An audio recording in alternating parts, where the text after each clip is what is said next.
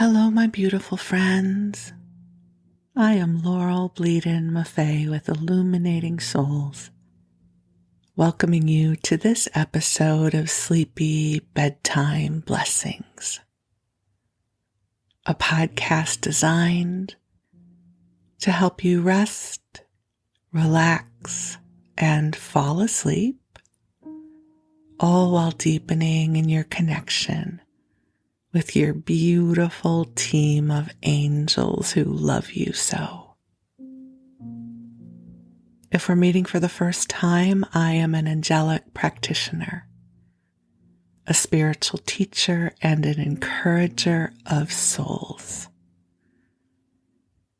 It is the best job ever. I am so blessed to get to bring this work into the world and to share it with you.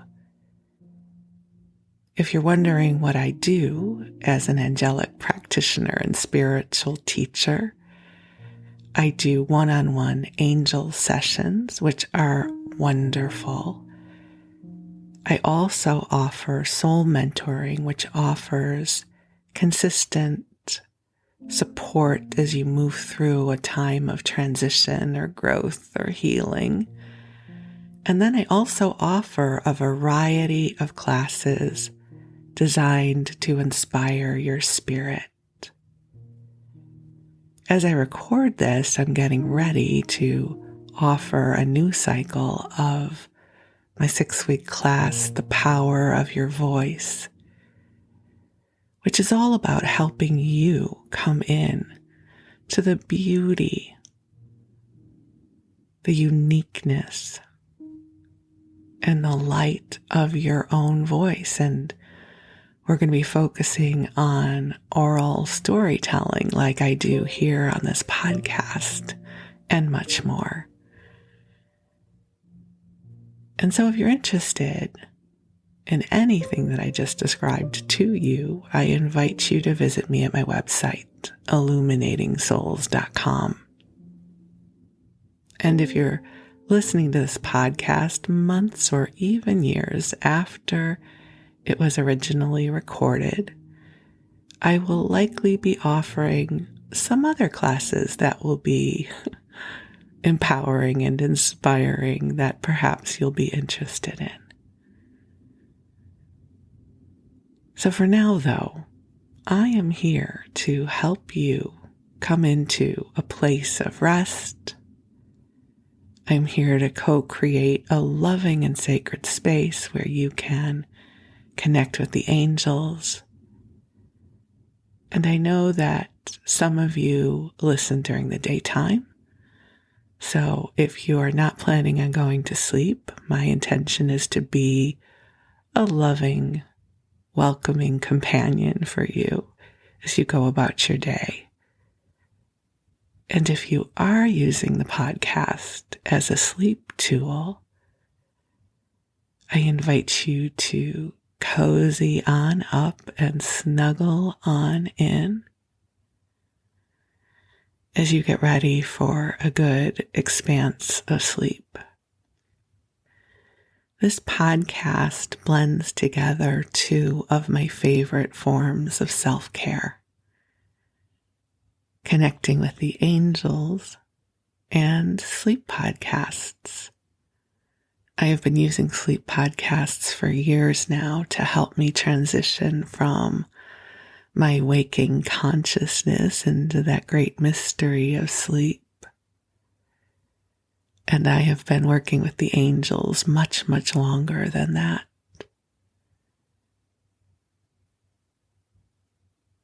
And so truly it is a blessing to get to be here with you now. As I record this, it is early Sunday morning. The sun is not even up yet, and I'm still in my pajamas and underneath the blanket fort. For those of you who listen, you know that I have this big cozy blanket that I pull over my monitor and my head to create a cozy sound for the podcast. it does amuse me somewhat. There is a big window in front of my desk, in front of my monitor. And it's not that I think my neighbor watches me through the window, but there are times that he is likely coming down his back steps and can't help but glance into the window, and it must look kind of weird to see this big blanket pulled over me. I don't know why that delights me. I like being a little left of center sometimes. So I'm in the blanket fort, in my jammies. And it's dark out, and it's cozy, and it's awesome. And I'm so grateful to get to be here with you.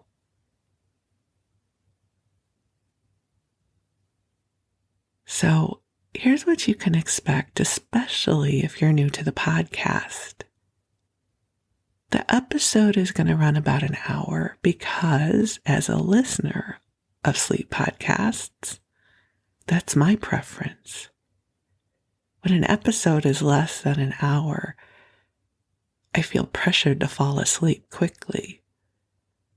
But when an episode is an hour, I will typically snooze out before it's over.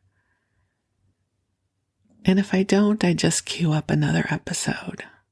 And rarely am I awake by the end of a single episode.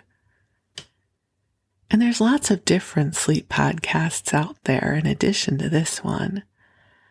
One of them that started it all is the Sleep With Me podcast by Andrew Ackerman, which I'm going to share a little bit more about later in this episode. There's another one called Sleepy by Otis Gray. One that I'm presently loving is the Sleepy Bookshelf.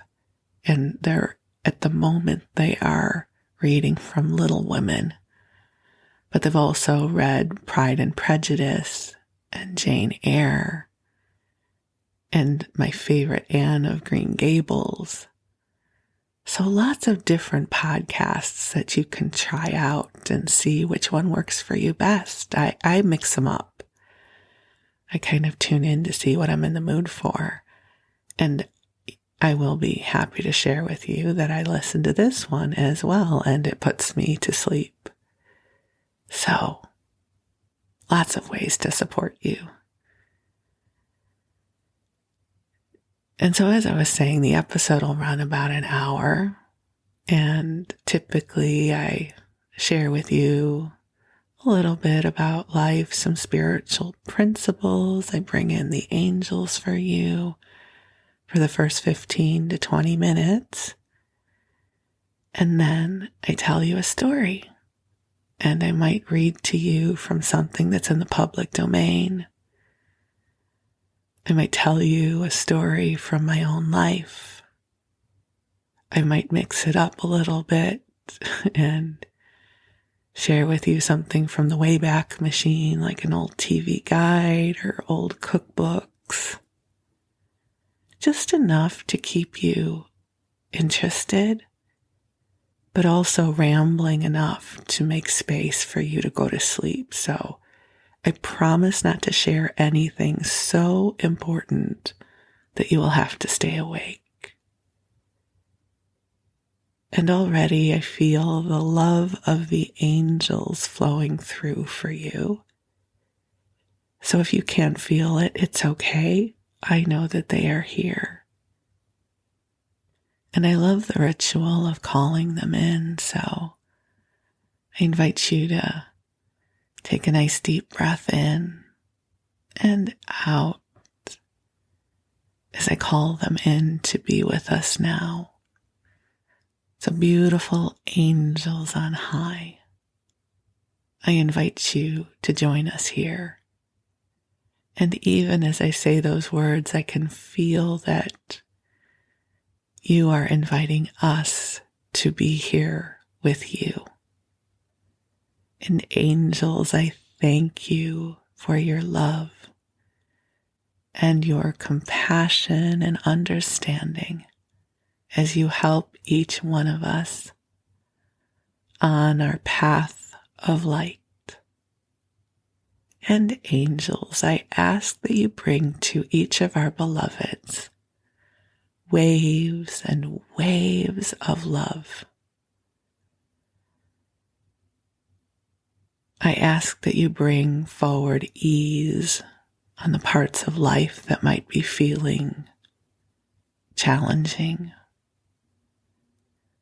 I ask that you lift our worries and fears and replace them with inspiration and a lightness of spirit.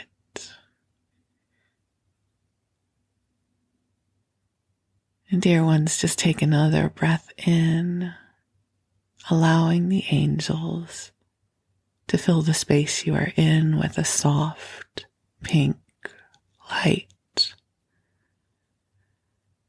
And this light represents the divine love that is here for you, that has been calibrated just for you. The angels know what is present in your life and in your consciousness right now, and they are here to support you. So just take another breath in, allowing the waves of relaxation to flow through your body, your mind, and your spirit. You know, what I'm guided to share with you is that life is complicated. It's so funny. As a channel, I feel the wisdom coming through me, and I searched for the words, so it sounded like I was going to say something so profound, and I came out with life is complicated. As if this is a brand new concept to you. And me too. But I'll tell you why it flowed through that way. As I scan what is present in my life right now, I have many wonderful things transpiring.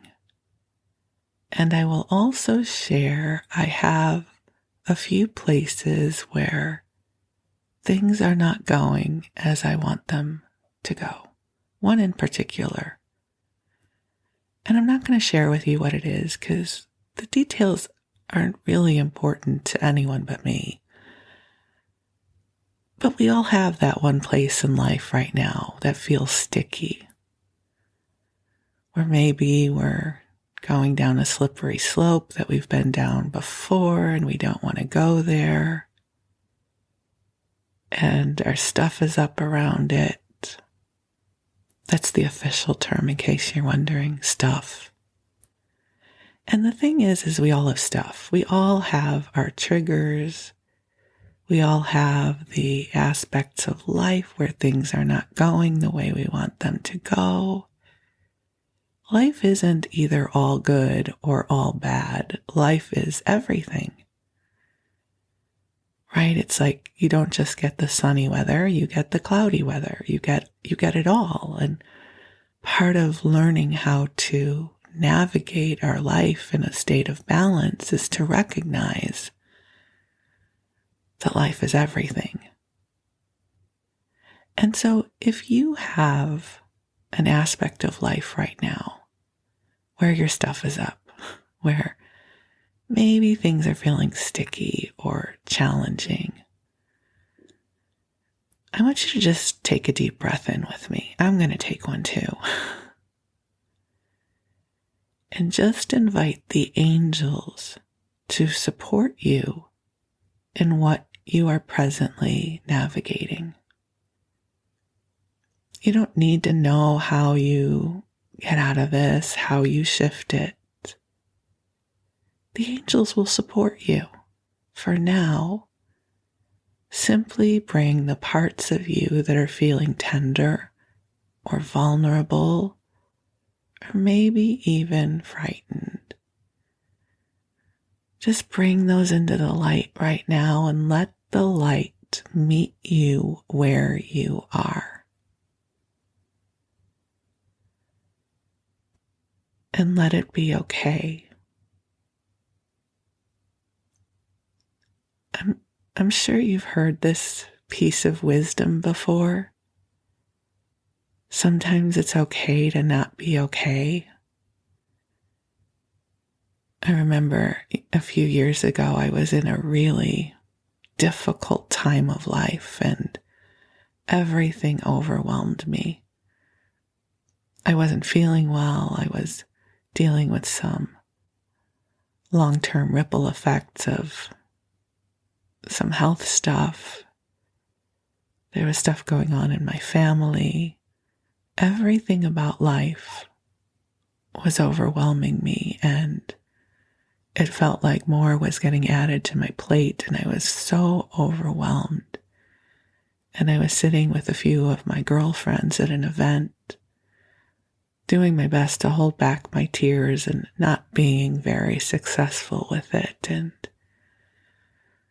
my friend said to me something that someone had said to her. It's like one of those pearls of wisdom, right, that gets passed along in conversation around the fire of life. And she said, "Can you let it be okay that it's not okay right now?" And something about that brought me such a deep sense of relief.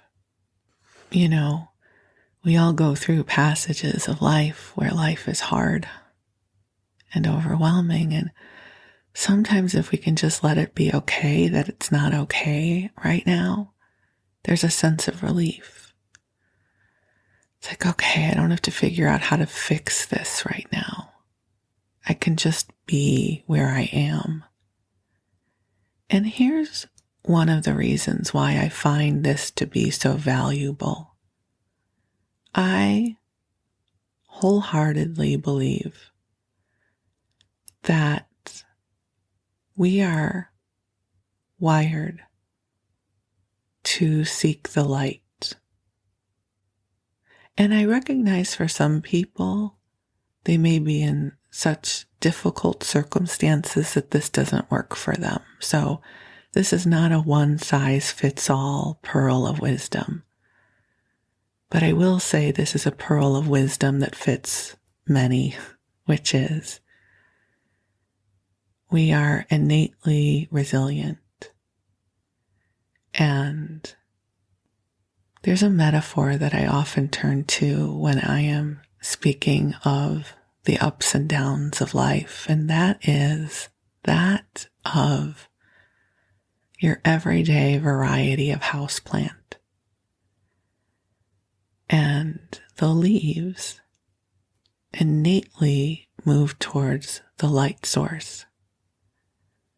And so we're often taught to turn the plants every few days so that the leaves grow evenly because they are continually pivoting towards the light. And I believe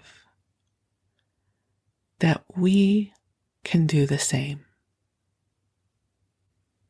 There may be times when we don't choose to turn towards the light, or maybe we can't because things are so profoundly difficult.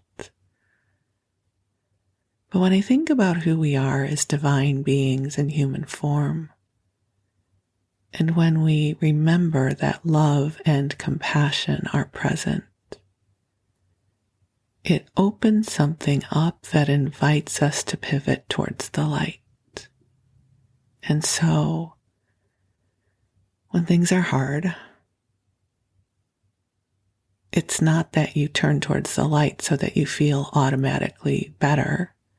It doesn't work like that. But we turn towards the light so that we can receive the love and compassion and sustenance that is available to us. Sometimes we are the leaf of the plant that has been in the shadow, and when we are turned just so it is easier to receive the light source, we begin to open up again.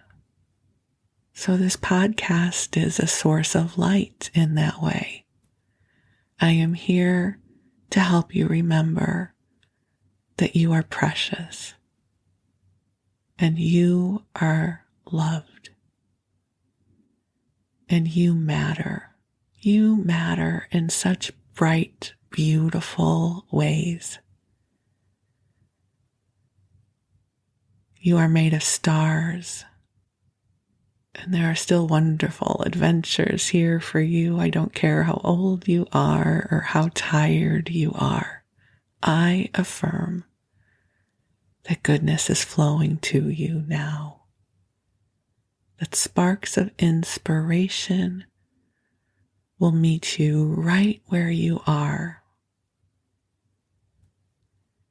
And that if you are struggling with something, I affirm that brighter days are ahead. You're magical. And life is flowing through you, around you, for you. Life is life. We get bright sunny days and storms and everything in between.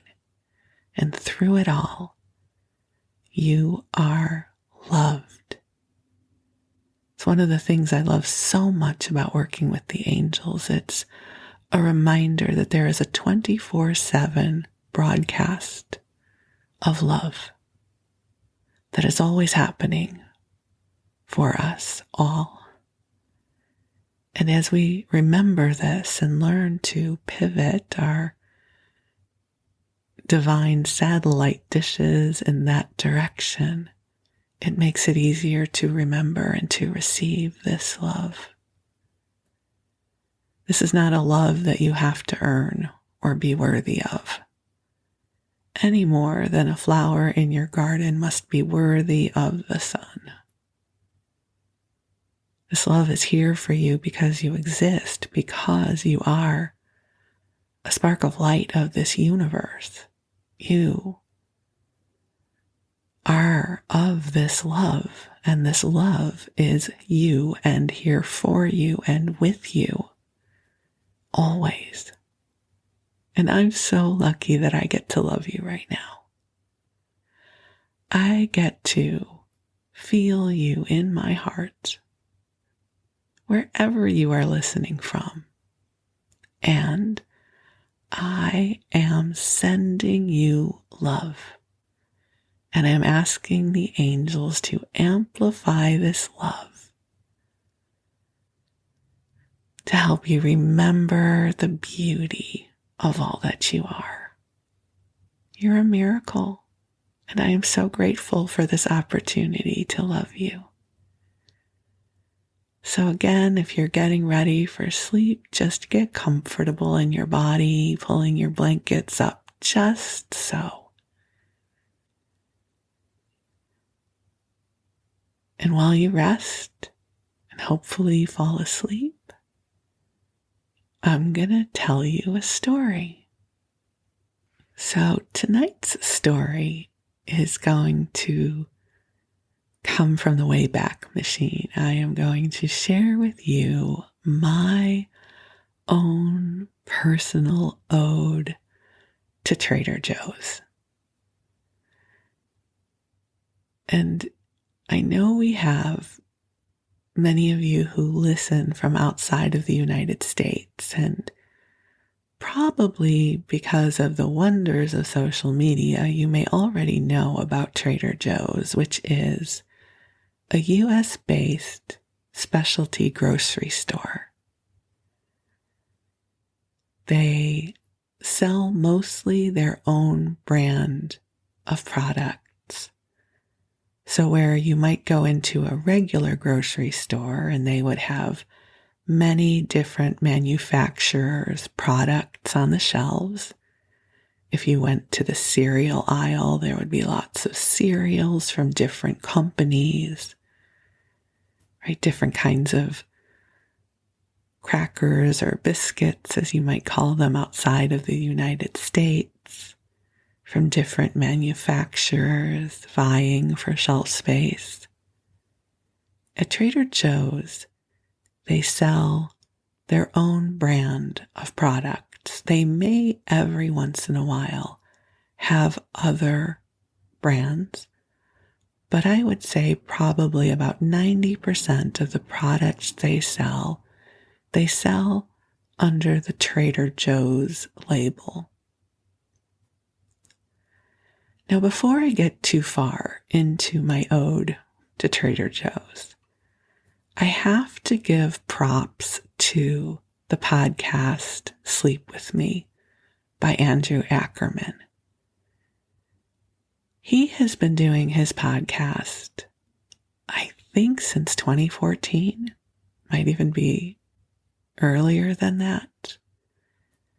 And his podcast is phenomenal. It's the first podcast I started listening to when this concept of sleep podcasts came to me. It was his podcast that brought this format forward. He was at the time publishing an astounding amount of content. He was doing 3 one-hour episodes every week while he was holding down a job. I don't know how he did it. And each one of his episodes had a different kind of theme. He did stories that he would write.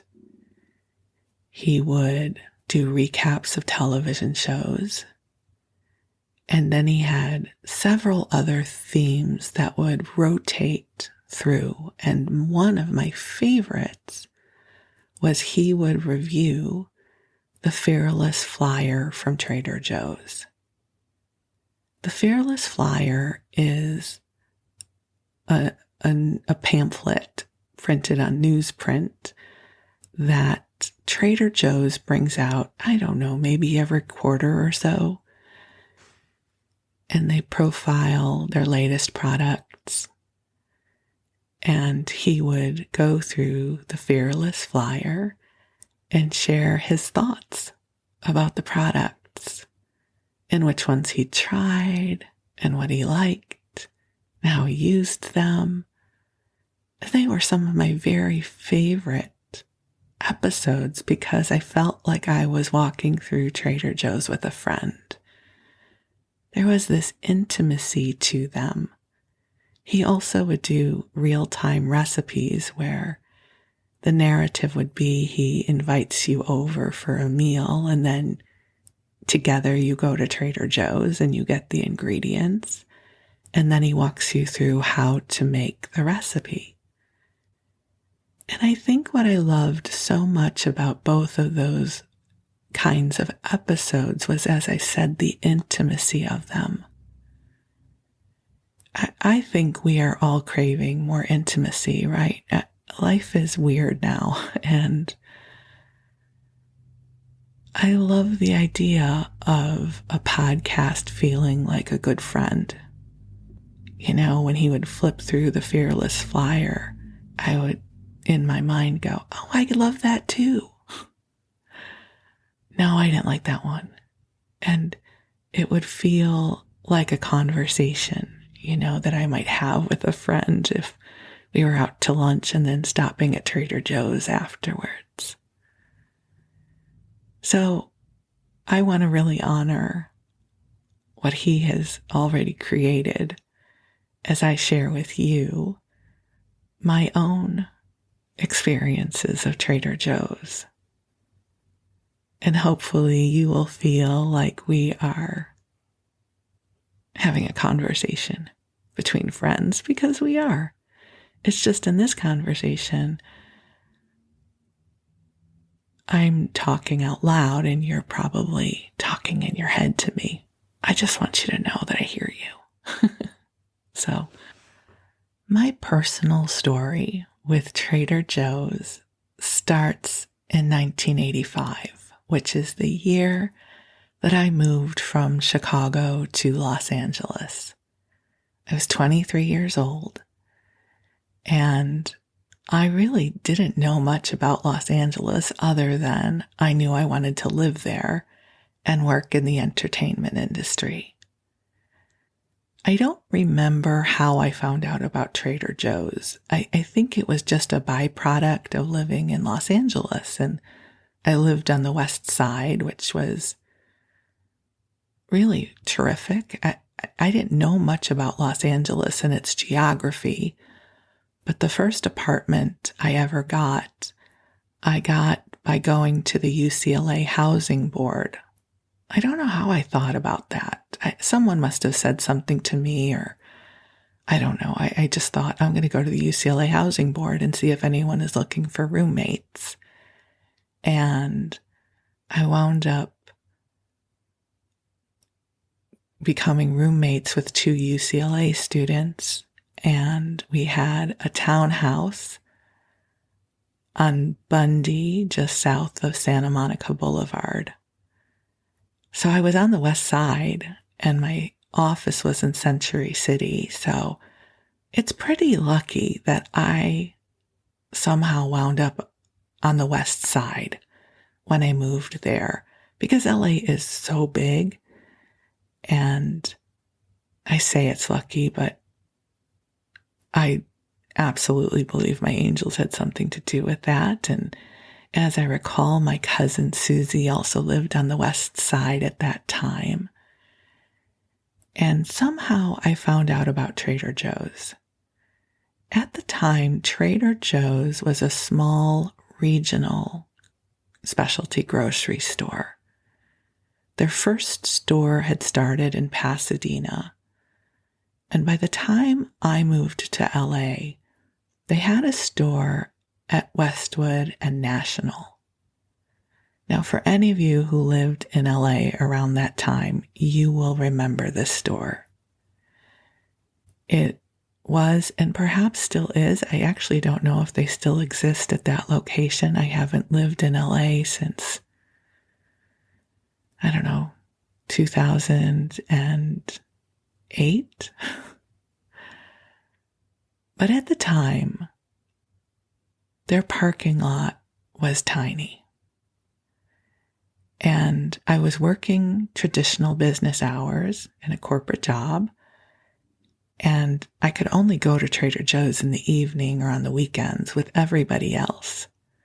And everyone knew that that parking lot was terrible.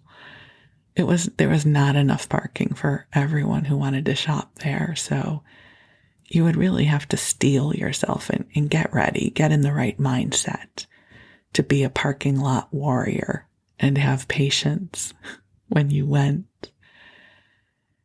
And I grew up in the suburbs of Chicago, but spent a lot of time in downtown Chicago, so I had what it took to park there. I would wait. I could wait a long time for a parking space. I was wired very differently back then than I am now.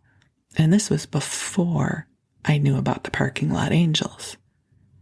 I don't know if you know this, but you can ask the angels to help find you a parking space. Okay, I'm going to digress for a moment, but it's going to be worth it. So, in the metaphysical world, we talk about your thoughts create your reality and all that kind of mumbo jumbo. Well, this is one of the first things I learned. So if you go back to the episode of my podcast where I talk about my first psychic experiences, it happened when I was enrolled in the MBA program at Pepperdine, and you had to start the program with a class in human development. And the class that I took was taught by Professor Reardon, who taught it through the lens of perception of we are co-creators. And after we read Mastering Your Hidden Self by Serge Kahali King, talking about Hawaiian shamanism and your thoughts create your reality, which I was still not sold on completely. I was pretty much a skeptic. He told us how he had a student who would manifest a parking space by simply going into her consciousness and broadcasting, "Think space." And she would get a parking space. So, in the world of mysticism, there are all kinds of things we could manifest, but there was nothing more practical that I could put into use other than finding a parking space in Los Angeles when I needed one. So I began to implement that strategy right away. Think space. And more often than not, I would get a parking space. So I just had to insert that. Go ahead and try that. Or you can say, "Hey, angels, I need a parking space." Like, I know we all want $1 jillion and the house on the beach, but also on a practical level, like a good parking space, right, is awesome. So think space was one of the first manifestation tricks that I learned on my journey. So I don't know that I knew about think space when I first found my way to Trader Joe's, but I did have a lot of chutzpah. That's the Jewish word for nerve. Like I was steeled for this. I was made for this. I grew up in Chicago and I could do this. And so I did not allow myself to get intimidated by their parking lot. And the store was also very small with small carts, and it was always crowded. So you had to sort of play chicken with people with the carts. Again, I could do this. I grew up in, Chicago. So that, again, did not intimidate me. And you would go to Trader Joe's because there would be things you could get at Trader Joe's that you couldn't get anywhere else. So I was trying to remember what I used to buy back then. And I don't quite remember specifically. I remember a few things. One was I got turned on to pesto pasta. I don't remember pesto being a thing when I lived in Chicago. I don't know when pesto became a national dish here in the U.S., but I know that I discovered it through Trader Joe's. And there are two things that I made. One was tortellini with pesto. I mean, really, it took no talent to make this whatsoever. You would get from the refrigerated section one of the little plastic containers of pesto from Trader Joe's. And they had a 2-pack of tortellini. At the time, I remember they were two different kinds. I think one was cheese and one was spinach. And the Parmesan cheese that was pre-grated, but not like the Kraft green container of shelf-stable Parmesan cheese. This was a much better quality of Parmesan cheese. And all you would do is you would boil up the tortellini and pour in the pesto with a lot of Parmesan cheese, and it was wonderful. Voila, I'm a chef. And one of the memories I do have of my pesto tortellini was the night of the LA riots. I had the supplies to make it, and then I had also stopped at Pavilions, which was a little grocery store in West Hollywood, and got a ton of chocolate, malted milk balls, and bridge mix. And because if the city was going to burn, I was going to need sugar. And my friend Chris wound up stopping by because she was in town and she was looking for an oasis. And so she showed up at the gates of my apartment building like an angel. And she spent the night, and we ate a lot of pesto tortellini and chocolate that night. So that was one of the things that I remember. And the other thing I would make, my cousin just reminded me of this yesterday when we were talking, was I would make this bow tie pesto pasta. And the recipe had been given to me by a chef at a restaurant where we had our Christmas party one year. And so, again, super easy. It's not hard. He said, what you do is you take a bunch of garlic and cilantro and red pepper flakes, and you saute your chicken or shrimp or whatever your protein is going to be, and you make the bow tie pasta, and then you mix it all with pesto and a lot of cheese. Voila, I'm a chef. And so that was one of my special dishes, was the pesto bow tie pasta, which was wonderful. And Trader Joe's also at the time was known for having nuts and dried fruit and cheeses and a wide selection of beer and wine. And I wasn't much of a drinker back then, and I didn't particularly like beer, but they had this raspberry beer, which for those of you who drink beer, you might be horrified at the notion of this raspberry beer, but there was something about it that made it palatable to me back in the day when I thought having a beer was part of, being social.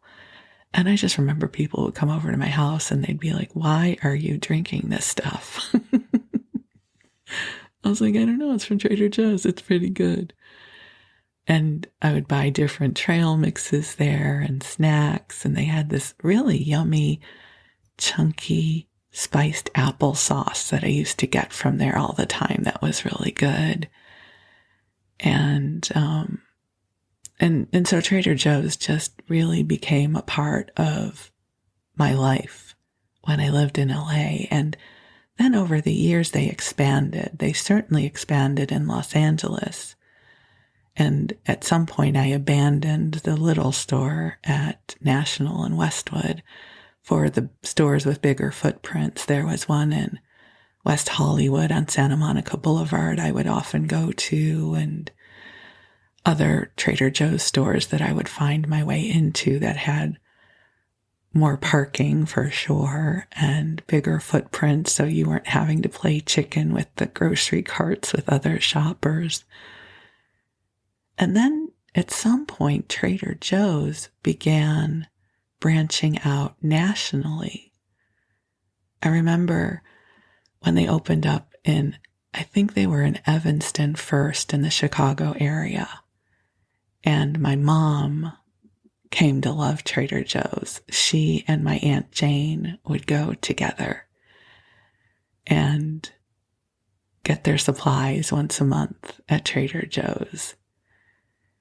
My mom really loved this time of year at Trader Joe's because she loved their boxed pumpkin bread mix and their pumpkin butter.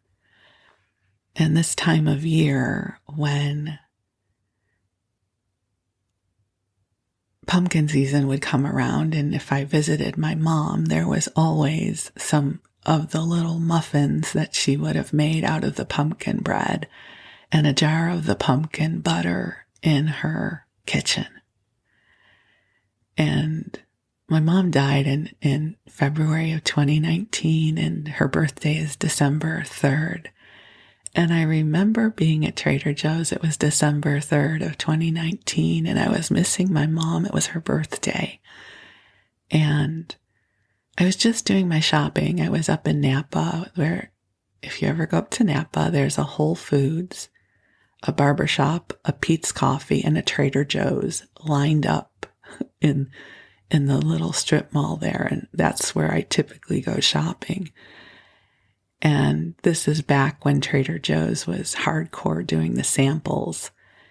And I walk in and they were sampling the pumpkin bread with the pumpkin butter on my mom's birthday. And I felt like that was a hello from heaven. I got kind of teary, and I said to the woman, I'm like, thank you, without telling her why I was so misty. But to me, that was just a divine wink from my mom and from God that on my mom's first birthday that she was not here on the planet, Trader Joe's was sampling her favorite, the pumpkin bread and the pumpkin butter. So I had my taste and got to feel my mom. So that was That was lovely. So Trader Joe's has really been a part of my life for a long time. And I would always take my mom to Trader Joe's when I would visit her, especially as she got older. And I loved going up and down the aisles with her to see what she liked. So she loved the logs of the goat cheese with the cranberries or the blueberries on it. She loved those. And my Aunt Jane loved the palmieri cookies. She loved having those with a cup of coffee in the afternoon. And I just can walk up and down the aisles and see what each one of them really liked. Because the thing about Trader Joe's, which is different from other grocery stores, is when you've shopped there for a long time, you build up your own relationship and repertoire of what you love from Trader Joe's. And I will say, I have been a bit challenged with my beloved TJs recently because they seem to be discontinuing so many of my favorite products, which is part of the hazard of loving Trader Joe's too much, is they are always changing out what they sell. They have a limited number of products that they carry. And so they are forever bringing in new products, but if a new product comes in, it means something else departs. And many of their products are made through co-packing, which means that they source to an outside company to create their private label product. And maybe something changes in the supply chain or with the co-packer, and then a product leaves. And the thing is once a product leaves, you can't go somewhere else to get it. And it is sad. So I will share with you some of my present day Trader Joe's loves, and also some of what has gone away that I am unhappy about. So these days I eat really healthy, and I eat pretty much the same thing all the time. I have a repertoire of foods that I eat. And one of the things that I have every single day almost is a giant salad. I make a giant bowl of salad and it lasts me for 2 to 3 days. And so one of the things that I put in my salad is Trader Joe's has these containers of chopped vegetables. They're little squares. They chop them and they dice them. That's the word. They dice them into little cubes. And I forget what's in there, but there's cabbage and broccoli and cauliflower and carrots and celery and jicama and just a lot of stuff that even on my best day, I am never going to chop by myself. I do not like to cook. And so the fact that I can buy this container that is already chopped all of these vegetables into these little cubes. So that is always the first thing that I put into my salad bowl. And since I have started eating salad every day, it now means that I go to Trader Joe's at least once a week to get a fresh bowl of the chopped vegetables. So that is typically the first thing that goes in my cart. I also used to love their olive hummus, which they do not make anymore. And I now get my hummus at the farmer's market. But if this was a few years ago, I for sure would have put a container of the olive hummus into my cart. The other thing that I always get from there is they have a tub of Parmesan and Romano grated cheese. There's always a tub of that in our refrigerator. Always, always, always. I also will get often a bag of baby carrots, some baby cucumbers. If we are not growing our own tomatoes, I get some cherry tomatoes from Trader Joe's. They have really good produce. I will get my Envy apples there. I love my Envy apples. Right now they have the Sugar Kiss cantaloupes, which are wonderful. They also have good kinds of bagged salad that I might get. I always get our dairy from there, so I get milk and I get eggs. And I'll tell you about some of the things that they have discontinued that I'm very sad about. They used to have, even just, I don't know, earlier this year or late last year, they had these little one-serving containers of pineapple cottage cheese that had 15 grams of protein. And when I tell you, after I had my bariatric surgery, those things were my dinner for a long time. So I was very sad when they were discontinued. We used to get our oyster crackers there. Their oyster crackers were wonderful, discontinued. So I now buy mine from Sprouts or Whole Foods. And one of the things that I miss most is their jumbo raisin medley, which was wonderful if you like raisins. I realize raisins are a controversial choice, but they had golden raisins, crimson raisins, and black raisins, and they were wonderful. And my husband and I would go through, a bag a week or every 2 weeks. And again, when you're picking your partner, pick someone you blend well with, because my husband likes the yellow raisins and then I would eat the other ones. We still do that. And if you miss those raisins, I have found a source for similar raisins. It's called Sunview Marketing. And so I now mail order raisins. I have become that person. The other thing Trader Joe's is known for is having a great cheese department. And one of the funny things I have to tell you about my cousin Susie and I is somehow this thing happened between us where we realized that whenever we were going to throw a dinner party or have people over, no matter how much food we had, a couple hours before the event, we would all of a sudden get nervous that we did not have enough food. And one of us would have to go to Trader Joe's and get cheese and crackers. We started calling this our emergency cheese. And to this day, no matter how much food I have for an event, I think it's not enough.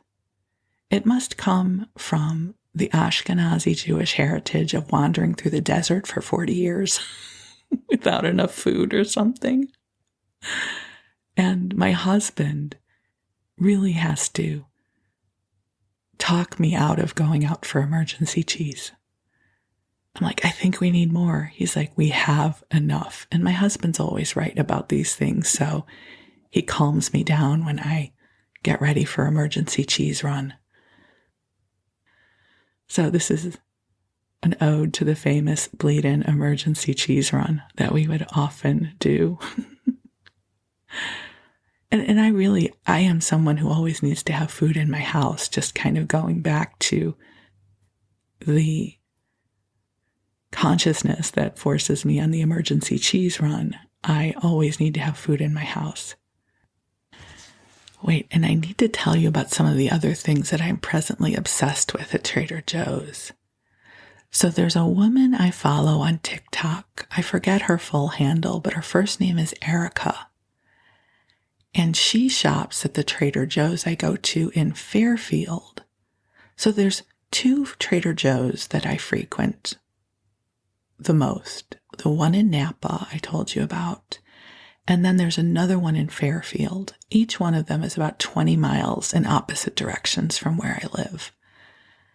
And this woman, Erica, shops at the one in Fairfield. And so when she does her Tuesday Trader Joe runs, I don't know, it makes me so happy to see her shopping at the same store that I shop at. And I will say parking is never an issue at either one of my Trader Joe's now. which is a good thing because I do not have the fight in me to fight for parking anymore. If I have to struggle for a parking space, I'm not going. Even though I know the angelic secret of asking for help. I now am 60 years old and I shop in the morning on a weekday right before everybody else gets there. So Trader Joe's typically opens at 8 a.m. I'm usually out of there before 10 most of the time. But the foods that I presently get, so my chopped vegetables, this spring they had this amazing poppy seed dressing, which they don't have. I'm hoping it's seasonal and it comes back, because if it does, I'm buying 10 bottles. And we get our dairy. I told you that already. Oh, frozen fruit. They have phenomenal frozen fruit. And we do a lot of smoothies. And now we have our Ninja Creamy. And we put fruit in that. And I do overnight oats for my husband and I put frozen fruit in that. So we get a lot of the frozen fruit from Trader Joe's for sure. Their frozen pineapple, their frozen mangoes, their frozen berry mix, their wild blueberries. And you know what else? This is a great recipe. I know I don't cook much, but I cook a little. So you get a box of the creamy tomato soup from Trader Joe's. And I think you can get it from other stores as well. They co-pack it from a national brand, but it's the creamy tomato soup. And you get a bag from the frozen food, I think it's the melange of green beans, potatoes, and mushrooms. And then you get like some bags of the chopped up broccoli, carrots, and cauliflower, fresh. Get those fresh. I don't like them frozen. And you put that all in the crock pot with whatever seasonings you want. And you just put it in the crock pot for a couple hours. It is the most delicious vegetable soup ever. So in the winter, we make that all the time. So I get the creamy tomato soup from Trader Joe's for sure. They also have things like, the chicken broth or veggie broth.